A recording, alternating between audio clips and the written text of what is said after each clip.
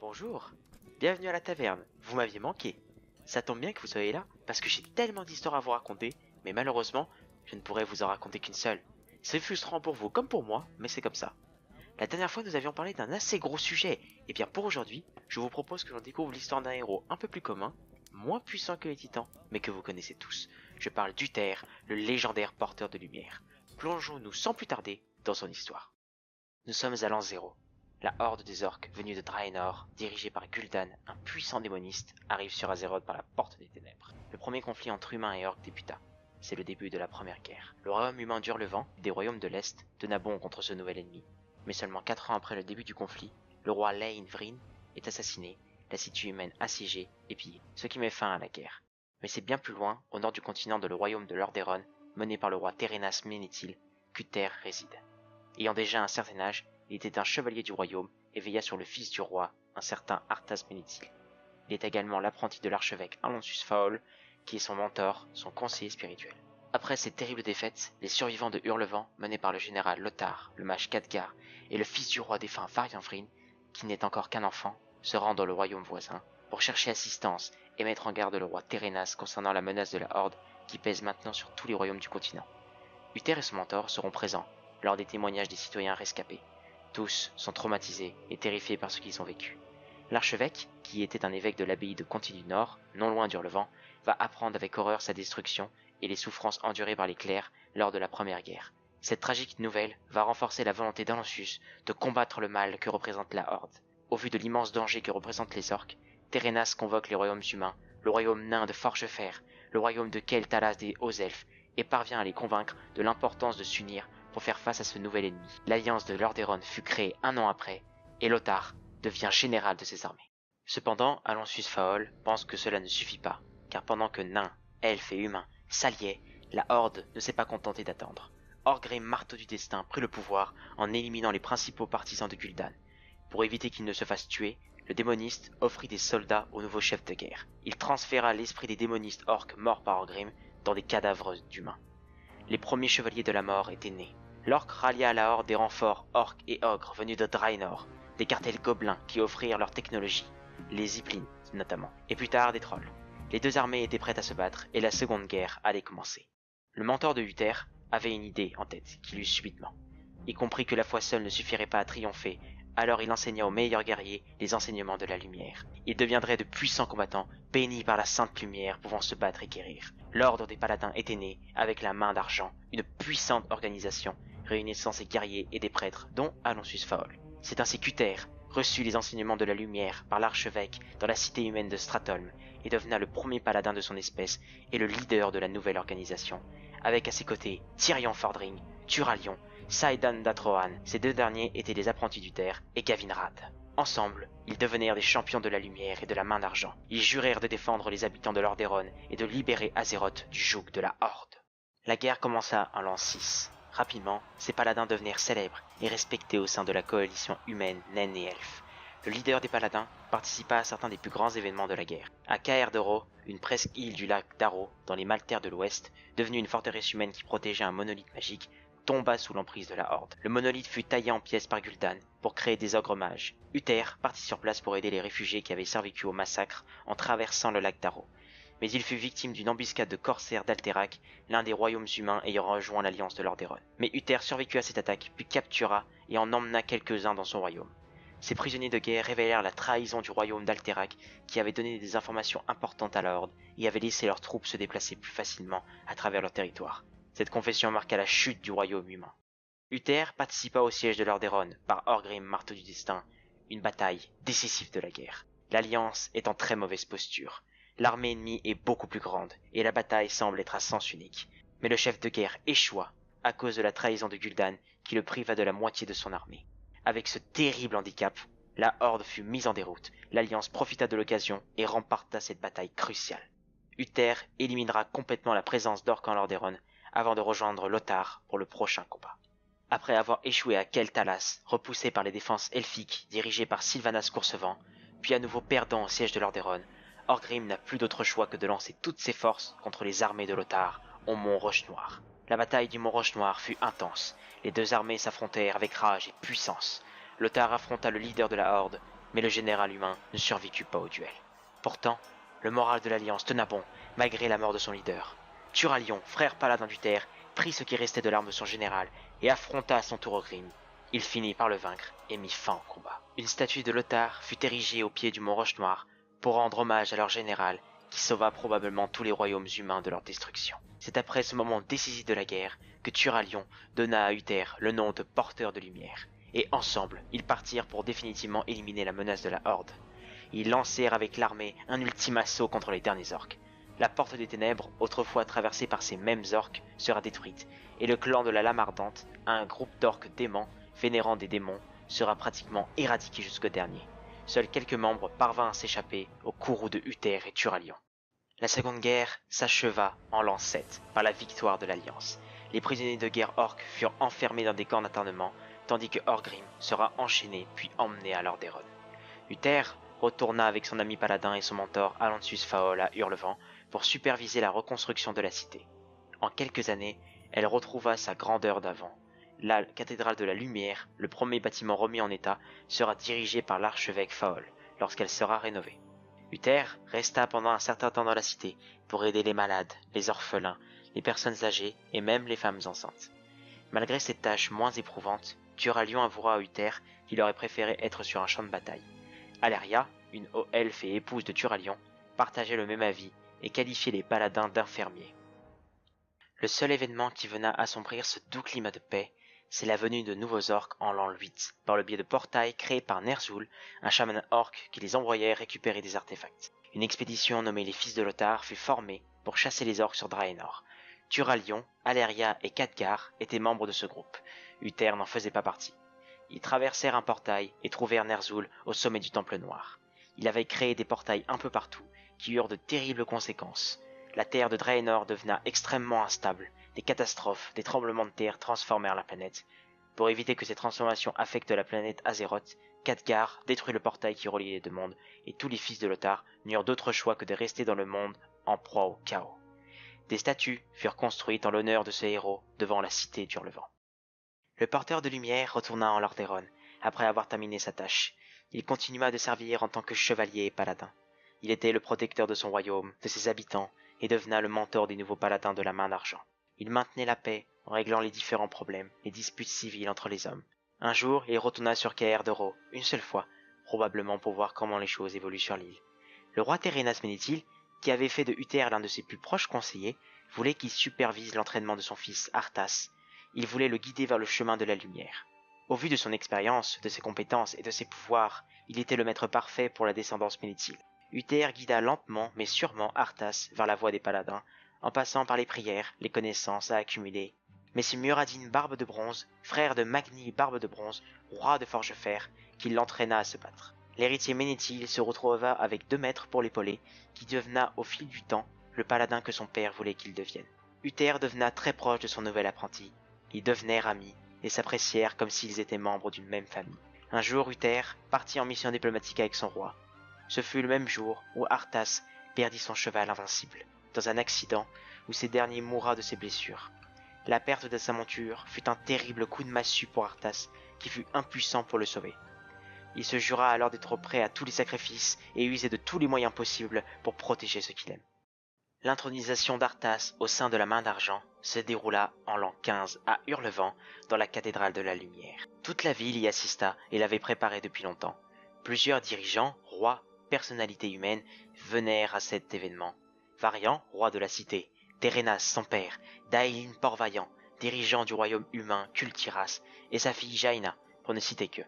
Cependant Arthas n'était pas rassuré. Il pensait qu'il ne méritait pas cette place. Mais Uther trouva les mots justes pour lui redonner confiance. Il lui dit « Mon garçon, personne ne se sent prêt. Personne n'a l'impression de le mériter. Et tu sais pourquoi? Parce que personne ne le mérite. C'est une grâce pure et simple. Nous sommes intrinsèquement indignes, simplement parce que nous sommes humains. Et tous les êtres humains, mais aussi les elfes, les nains et toutes les autres races sont viciés. Mais la lumière nous aime malgré tout. Elle nous aime pour ces rares moments où nous sommes capables de nous dépasser. Elle nous aime pour ce que nous pouvons faire pour aider les autres. Elle nous aime parce que nous pouvons l'aider à faire passer son message en nous efforçant quotidiennement d'en être dignes, même si nous comprenons que nous ne pourrons jamais vraiment y parvenir. Donc, tiens-toi ici aujourd'hui comme je l'ai fait.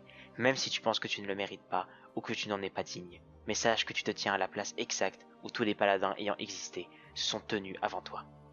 À l'intérieur du bâtiment sacré, Aloysius Faol et les membres de la Main d'Argent supervisèrent. L'archevêque bénissait le prince de la lumière sacrée, tandis qu'Uther, chef de l'ordre et son mentor, lui fit prêter serment. À présent devenu l'un des leurs, Uther cessa d'être son maître et put le traiter comme son égal, même si avec son âge avancé, il continuait à le sermonner. Les années paisibles passèrent, jusqu'à un certain événement en l'an 19 qui impliqua notre porteur de lumière. Tyrion Fordring, l'un des 5 premiers chevaliers de la Main d'Argent, fut jugé pour avoir aidé un vieil orc du nom d'Etrigue et avoir attaqué ses propres alliés pour le protéger. Le jury chargé de son procès était composé de personnalités assez importantes. L'archevêque Aloysius Faol, Uther, l'archimage Antonidas, le prince Arthas et l'amiral Daelin Port-Vaillant. Tyrion, face à ce jury, révéla la vérité. Il affirma qu'il avait bien aidé cet orc et qu'il avait fait serment de garder son existence secrète. Uther, malgré cet acte, voulait laisser une deuxième chance à Tyrion pour ses longues années de service à Lordaeron et ses alliés. Il réussit à convaincre les autres juges. Uther dit à Tyrion qu'il lui accorderait le plein pardon s'il réaffirme son engagement envers l'Alliance et qu'il renonce à son engagement envers son ami Etrigue. Le condamné accepta la première tâche, mais refusa la seconde. Déçu par cette réponse, le porteur de lumière choisit de punir Tyrion en lui retirant ses titres, son statut de paladin, ses terres d'Atreval, et ils tentèrent même de retirer ses pouvoirs de lumière. Tyrion, à présent puni, n'eut d'autre choix que de s'exiler, seul. Cependant, Uther n'exila pas la famille de l'ancien paladin, le dernier bien qui lui restait. Un an après, lors des prémices de ce qu'on appellera plus tard la Troisième Guerre, Uther et son prince Arthas sont envoyés par Térénas pour défendre la ville Strambrad contre des orques membres du clan Roche-Noire. Le prince de Lordaeron partit défendre la cité, tandis qu'Uther se dirigeait vers le clan orc. Une fois fait, il rejoignit son ancien mentor qui fut rapidement confronté à ce qu'on appelle un maître des lames, un puissant guerrier orc maniant une longue épée. Il proposa à Arthas de partir attaquer leur ennemi pendant qu'il défend leur camp. Mais Arthas ressentait une profonde colère envers ces orques qui avaient massacré certains villageois et d'autres qu'ils capturèrent et emmenèrent sans qu'ils ne sachent pour quelle raison. Il jura de les massacrer. Uther s'inquiéta de cette colère et lui rappela que la haine ne fait pas partie du code des paladins, car sinon il ne vaudrait pas mieux qu'un orc assoiffé de sang. Mais malgré les paroles de son ancien mentor, Arthas rasa le camp et tua tous les orques sur son chemin, et il apprit que les villageois étaient devenus des sacrifices, des offrandes pour des démons. Malgré cette horrible découverte, quelque chose de plus effroyable progressait dans les ombres. Des rumeurs circulaient depuis déjà quelque temps de phénomènes de peste, de grains infectés, de morts qui revenaient à la vie. Arthas et la mage Jaina partirent enquêter pour vérifier si ces rumeurs sont véridiques. Uther resta en dehors de ces événements. Toutefois, quelques jours plus tard, la jeune femme revena vers lui et l'archimage Antonidas pour les avertir qu'une armée de morts-vivants s'apprêtait à attaquer la cité d'Atreval et qu'Arthas est resté sur place pour la défendre. Uther partit immédiatement accompagné de ses chevaliers et de Jaina. Ils furent tous téléportés et arrivèrent juste à temps pour sauver le prince. Quand ils le retrouvèrent, il était horrifié, frustré et perturbé. Il était devenu colérique et ne pouvait se calmer, mais cela pouvait se comprendre, car le fléau était une menace bien réelle et dangereuse, et lui et Jaina avaient découvert quelque chose que le porteur de lumière ignorait toujours. Sans attendre, il s'empressa de rejoindre Stratholm, une cité qui devait être la prochaine à être touchée par ce fléau. Jaina, qui est très proche du prince, s'inquiète pour lui, mais Uther la rassure en lui disant qu'il est encore en apprentissage, qu'il ressent pour la première fois le poids de sa couronne et de la lourde tâche de protéger son peuple. À présent arrivé, la ville ne semblait pas encore touchée, mais malgré ça, Arthas était à nouveau horrifié. C'est à ce moment qu'ils révélèrent la vérité à Uther. Les morts n'étaient pas ramenés à la vie, mais c'était un grain infecté, répandu sur plusieurs cités, qui transformait ceux qui le consommaient en morts vivants. Il lui parla du responsable de cette abomination. C'était un Atrésime, un seigneur de l'effroi du nom de Mal'Ganis qui était le coupable. Mais il était trop tard. La plupart des civils l'avaient probablement déjà consommé, et ce n'était qu'une question de temps pour qu'il se transforme en monstruosité. Ne trouvant aucune solution, c'est avec un ton sec et glacial que le prince de Lordaeron lança aux deux autres que toute la ville doit être nettoyée et exterminée jusqu'au dernier pour éviter la propagation de cette peste. Uther, abasourdi que son propre apprenti, un paladin, un servant de la lumière, en vienne à proposer une telle solution, refusa catégoriquement de faire cela et dit qu'il existait sûrement une autre méthode. Arthas tente de le forcer, mais Uther resta ferme. Arthas l'accuse de traître et lui retire son statut de paladin et les hommes qu'il commande. Uther partit avec Jaina et le reste des soldats qui refusèrent de massacrer autant de personnes et ne pouvaient regarder Arthas faire ça. Malgré tous les avertissements de son mentor et de son ancien amour Jaina, c'est avec le cœur lourd rempli de tristesse et de chagrin qu'il massacra avec ses hommes tous les civils, morts-vivants ou non, que ce soit hommes, femmes ou enfants. Plus tard, Uther revena sur place. Il trouva Jaina dans une stratum en flammes et jonchée de montagnes de cadavres. Il n'en revenait pas qu'il avait réellement exterminé tous ces gens, mais ce qui l'inquiétait davantage, c'est que le prince de Lordaeron était parti sans dire où avec la flotte de son royaume et sans tenir compte de l'avis de son père le roi. Jaina, qui avait parlé à Arthas avant qu'il parte, lui dit qu'il était parti dans le continent gelé de Norfandre pour traquer Mal'Ganis. Apprenant cela, il retourna vers son roi Térénas pour l'avertir de sa découverte. Il envoya un émissaire pour ordonner à l'armée d'Arthas de revenir immédiatement. Mais elle ne revena pas avant plusieurs semaines. Térénas reçut une lettre de son fils lui expliquant qu'il avait tué Mal'Ganis, éliminé la menace du fléau et qu'il revient victorieux des ennemis de son peuple. Le peuple de Lordaeron accueillit leur héros revenant de la guerre. On lui jeta des pétales de rose, les cloches sonnèrent.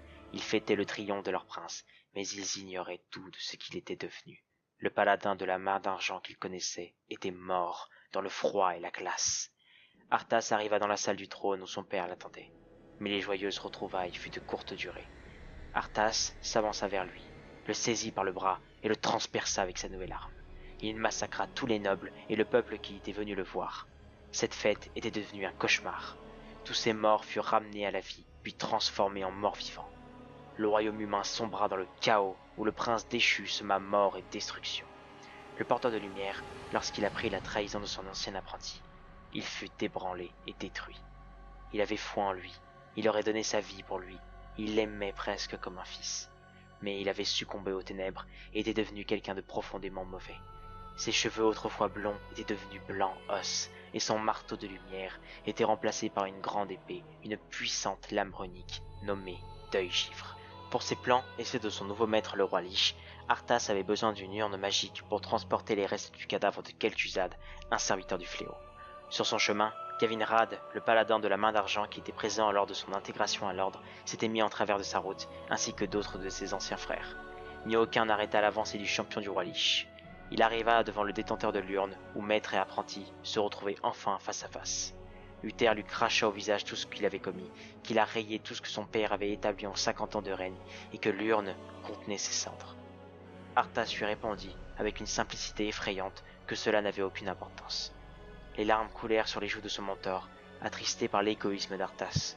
Il lui déclara qu'il pensait que son égoïsme quand il était enfant n'était qu'une erreur de jeunesse, que cela passerait avec le temps. Il lui dit aussi que même après Stratum, il pria pour qu'il prenne conscience de ses erreurs. Mais il ignorait que son apprenti était tombé dans un piège il y a déjà longtemps, et il ne pouvait être sauvé. Malgré l'affection qu'il avait pour Arthas, c'est avec force et détermination qu'il brandit son marteau et chargea son ennemi. La lumière et le fléau se confrontèrent. Dans les premières minutes du combat, Uther domina, entouré d'une forte aura lumineuse, comme s'il était choisi par la lumière sacrée elle-même pour affronter ce mal. Il asséna un violent coup au chevalier de la mort qui le fit tomber, lui et son épée un peu plus loin. Le paladin était à présent sûr de sa victoire, qui paraissait inéluctable. Mais sans qu'il le comprenne, Arthas, sans avoir bougé, sentit son poignet tenir fermement Deuil-Givre, comme si elle était venue d'elle-même vers lui. Il sentit sa puissance devenir plus grande. Le roi Lich lui donna plus de pouvoir à travers l'épée. Il chargea, donna coup sur coup à Uther qui perdit petit à petit l'avantage. Arthas le blessa, mais Uther tint bon, et sa volonté resta forte malgré le combat qu'il commençait à perdre. Mais en un seul instant, Arthas lui infligea un coup décisif qui le fit tomber à genoux. Et alors qu'il est sur le point de mourir, il regarda son bourreau et lui dit « J'espère avec tendresse qu'il y a une place spéciale en enfer qui t'attend, Arthas. » Ce à quoi il répondit immédiatement amusé « Il se peut que nous ne le sachions jamais, Uther, car je compte bien vivre éternellement. » Avant d'enfoncer son épée dans la gorge du paladin, et c'est de la main de l'apprenti qu'il a entraîné, aimé, que Uther, l'un des plus grands paladins de l'histoire de l'humanité, mourut, ainsi qu'une grande partie des paladins de la main d'argent avec lui. Quelle triste fin, n'est-ce pas? Ce guerrier de l'ordre a vécu et est mort en servant la lumière jusqu'à son dernier souffle. Il est aujourd'hui un héros, une légende des paladins et une source d'inspiration pour les héros d'Azeroth. La main d'argent se reconstruit petit à petit, mais le coup qu'Arthas lui porta fut terrible. Par chance, le fléau laissèrent le cadavre de Uther, et il repose depuis ce jour dans les Maltaires de l'Ouest, un endroit que les ténèbres n'ont pas encore envahi. Merci de m'avoir écouté, on se retrouve une autre fois où je vous raconterai avec plaisir un mythe ou une légende, qui sait. Mais qu'est-ce que je pourrais bien vous raconter? Attendez, c'est quoi ces voix? Je les ai déjà entendues quelque part. Ah, mais c'est les...